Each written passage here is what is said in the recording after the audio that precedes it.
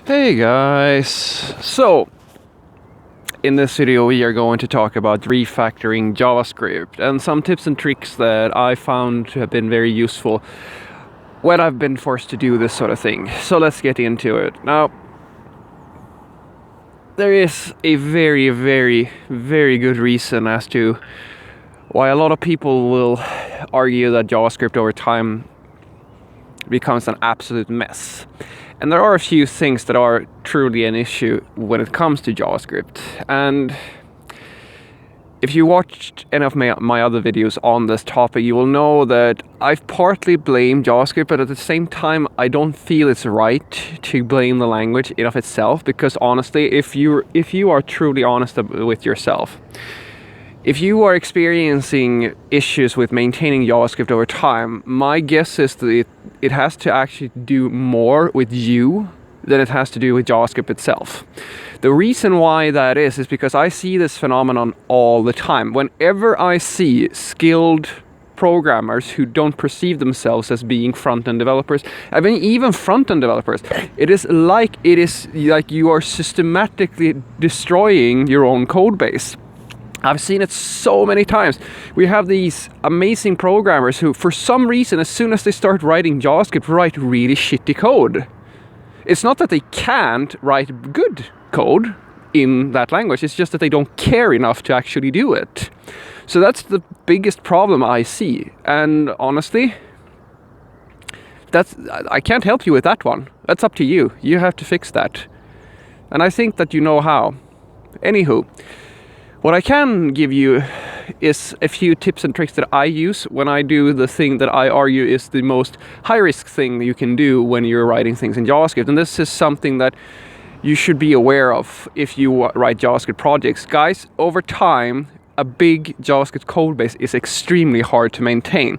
And the reason why it's hard to maintain, and this is not just JavaScript, this goes for PHP as well, and Python and other languages such as that. If it's a non-typed language, maintenance and large code bases gets to be a little bit tricky.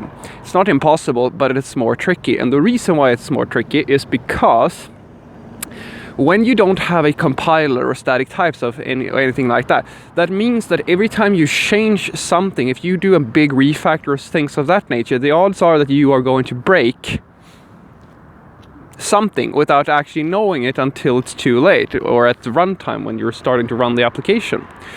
And this happens quite often. I mean, the scariest thing I know is when somebody tells me to refactor, say, an entire, like a big piece of a React application, say an entire page with a lot of complexity and stuff like that. You need to refactor that and rename everything. Because the issue is that once you're done, you have to regression test absolutely everything. You have to retest all of the functionality, because in theory you could have broken absolutely anything, and there's like even a single letter being incorrect in an import or an export or something like that can be a critical bug, and you have no way of knowing that ahead of time for the most part, unless you have something like unit tests, for example, that cover absolutely everything, and even then you're not like 100% sure. So it's a big hassle to do this. Now, the way that I do this is that and this is kind of funny. I've seen this a few times, and I think this is something we humans, like some people, do very naturally.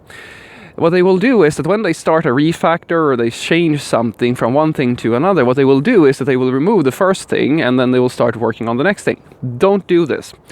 Try to do this instead. Because when you are refactoring, say, something in JavaScript, you're doing a big refactor. You're going to find that there's a piece of code that is the area of interest. Let's say that it's a React application. Then usually there's usually one root component where everything is going to change. Do this. Copy paste that directory. This is why I tell people that it's very nice to have like library oriented component structures, but that's another video. So copy that entire component, name it whatever it's named, version 2, and plug that in to where it's supposed to be and start refactoring that component. You never ever remove the old component until you are 100% sure that the new component is working. Because if you remove that, odds are that you're going to forget how it worked. As long as you have the old component around, you have a reference. you have a way to check yourself against something.